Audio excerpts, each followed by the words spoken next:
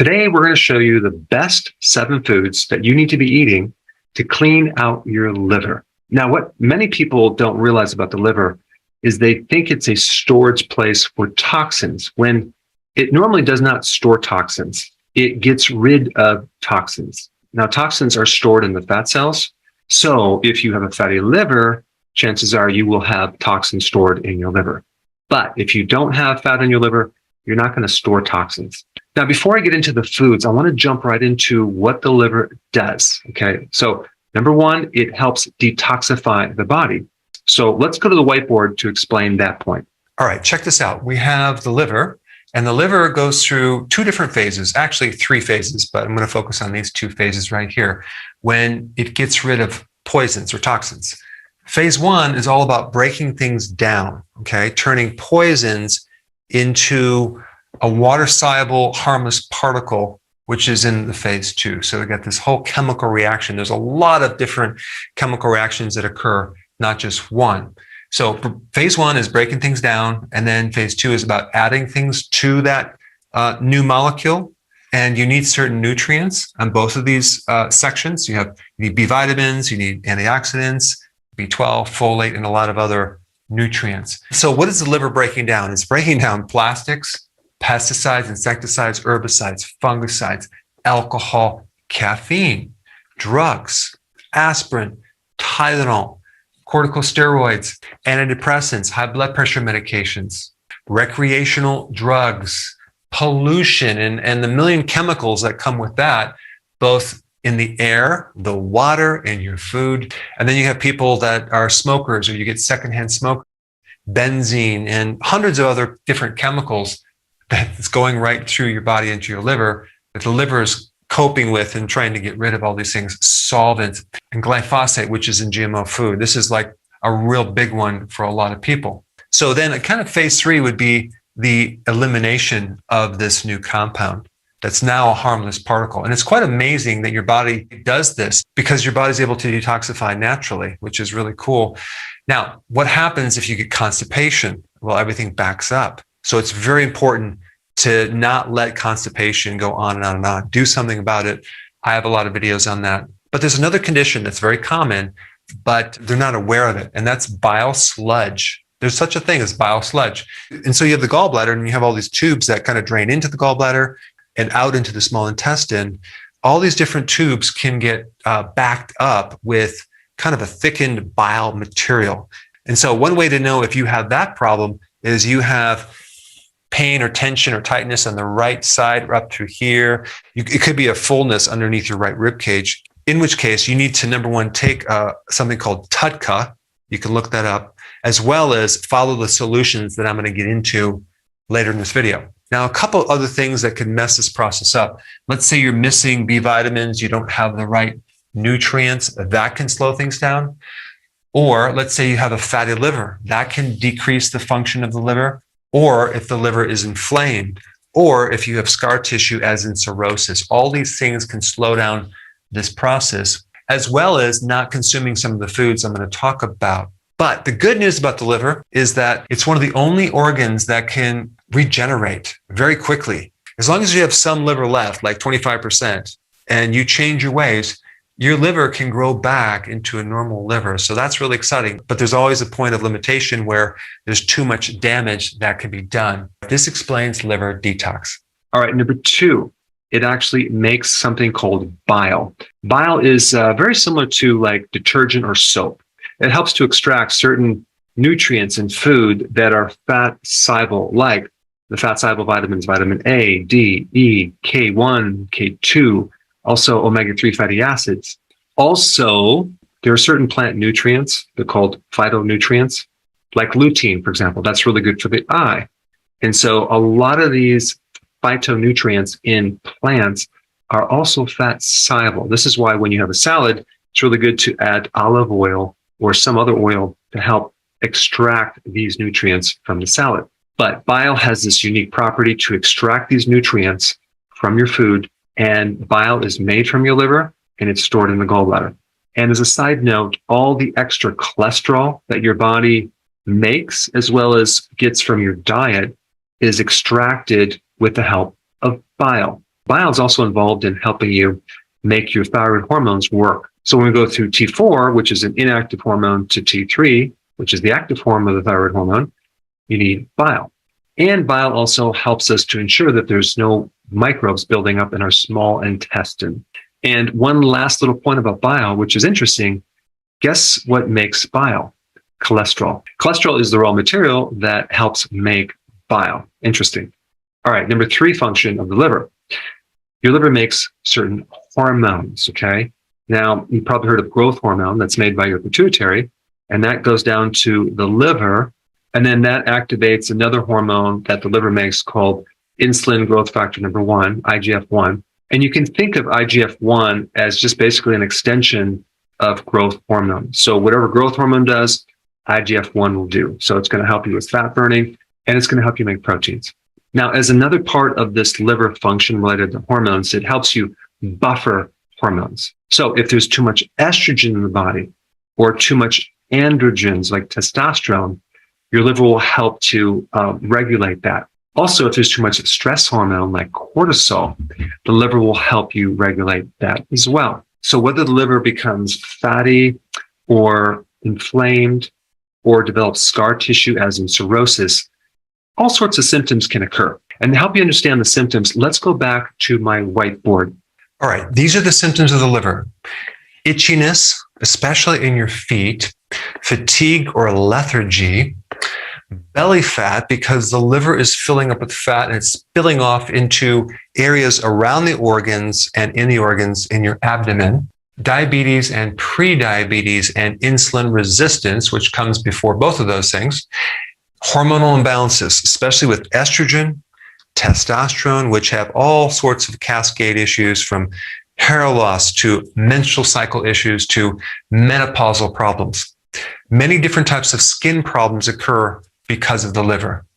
Joint issues, like especially arthritis, stiffness, and things related to the gallbladder, like belching, burping, bloating, gallstones, as well as hypothyroidism, because we need a healthy liver to convert at least 80% of the thyroid from T4, the inactive, to T3, the active form of the thyroid hormone. Now, there's a couple little last things I want to mention. You have these liver enzyme tests, AST, ALT, ALP. If you ever get your liver tested and there's a problem with one of these 3 high liver enzymes like AST, that means there's damage from toxins, like it could be alcohol, medication, or some other toxin. Whereas if it's a high ALT, that's mainly damage from just having a fatty liver. And then if it's high ALP, that could mean you have a blockage in your bile duct, okay, or bile sludge. So these are the main liver symptoms. Now, I do want to touch on the bad foods for the liver before the good foods. So let me just quickly go through them. The high fructose corn syrup, okay? Anything with high amounts of fructose is really bad for your liver because it creates all sorts of problems with insulin. It creates a fatty liver. Okay, so then we have like various poisons for the liver. So poisons is a pretty large category. You have pesticides, insecticides, herbicides, fungicides. You have heavy metals, okay? All these things can be in our food supply. But you also have other poisons like medications. Yes, medications are also poisons.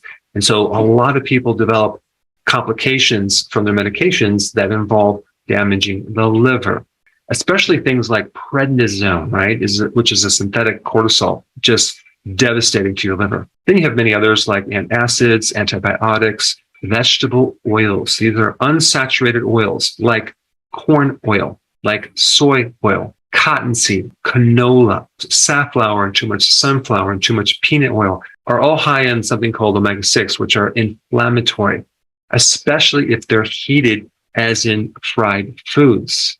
You know, I see this a lot when you go to restaurants. They have these appetizers, which you eat to stimulate your appetite. Like maybe you weren't hungry at all going to this restaurant. You need to stimulate your appetite, get the juices going. And you have things that are always involving these vegetable oils, like deep fried onion rings, or the deep fried cheese, or deep fried pickles, or corn chips. Then you have things that are fried in the oil and sweetened, like the deep fried chicken wings that they have. Then you have these veggie rolls, which are deep fried, and then you dip them in some type of sugary sauce, right? Then you have other things with the corn chips. You have all these different dips. All these wonderful appetizers are just terrible for the liver. What's also hard in the liver is when you have sugar with protein, as in barbecue ribs. Okay, so that's really hard on the liver. Ribs are fine as long as you don't add the sugary type sauce with them. And then we also have the combination of like meat and starch, right? And then you have steak and potato or steak and fries. What you should have is have the steak and the vegetable, but not the starch, and especially not the French fried starch. All these things are really hard on the liver. The more cooked foods that you eat, the more canned foods you eat, the harder it is on the liver as well. So that means the body has to make enzymes, and it kind of depletes the enzyme reserve. And so at least 50% of the time, you should be consuming some raw foods like vegetables, things like that. And then, of course, we have alcohol, sugar, refined foods like refined carbohydrates. Now, one point about the liver. If your liver is damaged or fatty, okay, and it's swollen, that may refer pain to the right side of your back, a little bit lower, right between the scapula and the spine. That's called the rhomboid muscle. And you'll have tightness in the back right through here. I used to have that for many, many years. I had no idea what it was. And I would go to the chiropractor and have millions of adjustments, and it never got better. Well, that's because it was my liver. Now, if the gallbladder itself is congested, not necessarily with stones, but just with sludge, that creates tightness on the right part of your right trap, right through here, that can radiate up to your neck. And you'll a lot of times get that massage for so many years without relief. Now, if the ducts, the little bile ducts between the liver and the gallbladder are kind of clogged because there's sludge or stone, that can refer pain anywhere in this area because it can back up to the liver, as well as some fullness or tightness or pain underneath the right rib cage. Okay, so I just wanted to point that out. All right, so what are the foods that are best for the liver? Well, it would be those foods that provide detoxification, that provide lowering inflammation, that help slow down the scarring process and the development into cirrhosis. Let's start with number one, cruciferous vegetables. That would be the kale, the broccoli, the arugula, the cabbage, the beets, the Brussels sprouts, and there's many more. So cruciferous vegetables not only have these enzymes to help this phase 1, phase 2 detoxification process, but they also can trigger your own body's production of these enzymes to help the detoxification process. Plus, they're loaded with nutrients as well as hundreds of phytonutrients that are anti-inflammatory, that are anti-cancer, that are liver protective, that help your blood sugars. So if we take it one step further and we take cabbage and ferment it into sauerkraut, we have extra benefits of the probiotics in that product. So that's going to help get rid of the fat from your liver. It's going to reduce the inflammation on your liver. And the fiber itself can actually feed the microbes in your colon to help make more bile, which will then help you thin your bile and allow things to travel through the liver a lot better so it doesn't back up. But sauerkraut is awesome for the liver because it's easy to digest. It also is loaded with vitamin C. I mean, I think 1 cup of like homemade sauerkraut is almost 700 milligrams of vitamin C.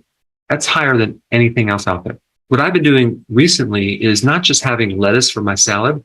I'll alternate between cabbage, like in cut cabbage or coleslaw.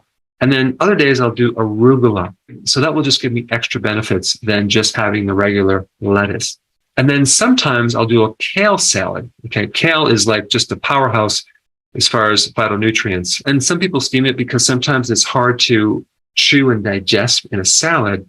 What you might want to try is to take organic kale raw, put it into the freezer, freeze it, take it out, and then it breaks into these little crystals that you can then put into your blender, add some blueberries with some water, blend it up and drink your kale salad. Number 2 food is eggs. Now, why are eggs good for the liver? Because eggs have the highest amount of choline, and choline is one of the most powerful things to strip fat from your liver. And it does a lot of other good things too, but it will also help you regulate cholesterol. But also, as far as the detoxification process, you need a high quality protein, and eggs are at the top of the list to give you those amino acids that are necessary for detoxification. But as far as a protein goes, it is the highest quality protein that you could eat. And it's very easy to digest, and it's really easy on the liver compared to other proteins that are really hard on the liver. The worst protein that you can eat for the liver is the soy protein isolates. Also, whey protein is hard on the liver because these isolates are kind of a refined protein product. And anytime you eat something out of the normal complex, your body has a hard time with it. All right, number 3, sprouts, specifically broccoli sprouts, but other sprouts are good too. So what's so unique about the broccoli sprout is it has like 100 times the amount of sulforaphane as adult broccoli. And sulforaphane is one of those powerful phytonutrients that is not only cancer protective, but it helps with this phase 1, phase 2 detoxification, turning poisons into harmless particles. So if you were to take just a small amount of sprouts and put them in your salad, or take like a half a cup of sprouts, put them in a blender with some berries and blend that down with water, you would have something that is very beneficial for your liver. All right, number 4, beets. Beets have special properties that reduce inflammation in the liver, help to mobilize the bile release from the liver. Beets are also good to reduce fat on your liver. Even though they're a little bit sweeter, they also can help your blood sugars. So you could eat your beets raw, but it's really hard to chew. So I would steam them, and you can add them with all sorts of recipes and stews, put them on your salad. It's endless. Also, as a side note, don't shoot away the beet tops, okay? Because the beet tops have the most potassium of anything you can eat. So you want to chop those up, put those in your salad. All right, number 5, garlic. Garlic is loaded with the sulfur that your liver needs to make those compounds in that phase 1, phase 2 detoxification. Not to mention, it's anti-inflammatory, it's antimicrobial, so it does a lot for the liver. All right, number 6, salmon or other omega-3 fatty acid foods. You can do sardines. You can even do what I like is canned cod liver, okay? It's not just cod liver oil, it's cod liver. It's quite good. But one recipe that I really like in my salad is to chop up cabbage and take a can of tuna and mix it with the cabbage. Okay, so now we have the omega-3 and the cruciferous together. I'll put some lemon, I'll put olive oil, and I'll make a great salad. Another recipe that I like is roasted Brussels sprouts with salmon. That's a really good combination. We got the omega-3 and the cruciferous. And number 7 is lemon. Lemon is not only loaded with vitamin C if it's raw, not pasteurized, but lemon can help reduce fat on your liver. Lemon is anti-inflammatory, and it's very sour, and anything sour or bitter is good for the liver. So based on these 7 foods, you could pretty much mix them all together and have one meal, and that would be the most awesome meal for your liver. Now, there's other things that are good for the liver as well, like apple cider vinegar. Of course, dilute it in water and drink that. Great for blood sugars, great for your liver, especially for a fatty liver. And then you have olive oil, which helps you extract fat-soluble nutrients from your salad, and it has anti-inflammatory properties. And you should really use the extra virgin olive oil in all of your salads. Now, this is not necessarily a food, it's just an herb, but out of all the herbs, okay, that are good for the liver, the top plant would be milk thistle. Now, milk thistle has fascinating properties related to the liver. It is liver protective. It actually protects the liver from poisoning and all types of poisoning, poisonous mushrooms, poison from a snake, poisons from Tylenol, alcohol, heavy metals, pesticides. So if you have anything wrong with your liver, you should probably be taking milk thistle as a routine thing, especially if you're on medications, because milk thistle can reduce the complications from medication. Now, there's some fascinating information that I did a video on relating to certain problems with your foot and how you can use that to determine the health of your liver. If you haven't seen that video, you should really check it out. I put it up right here in the liver playlist.